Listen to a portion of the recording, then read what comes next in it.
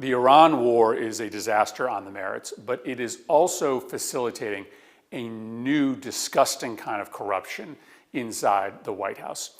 It's related to these prediction markets. There was a suspicious amount of new activity, people making a very specific bet on Friday that we would go to war with Iran on Saturday.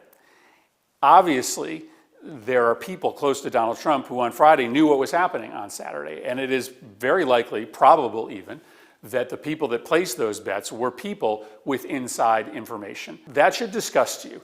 The fact that A, war and peace are things that anybody can bet on, but that there's corruption happening. People with inside information were making money.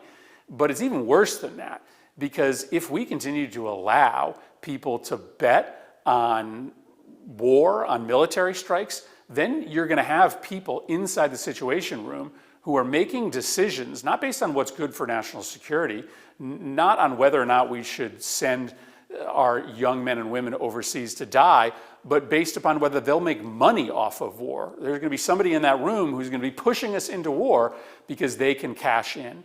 And at a time when Americans can't afford groceries, gas, at a moment when, because of this war, prices on everything are spiking, it's even more outrageous that there are people inside the White House who are making tons of money.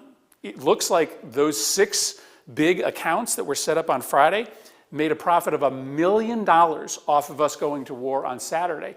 It should outrage you even more that there are people making money off of this inside information, off of lives being lost in the Middle East, while everybody else out there is struggling. I'm going to introduce legislation that would ban this practice, but even if it doesn't pass, we need to raise hell about a new corruption scandal, another one inside the White House.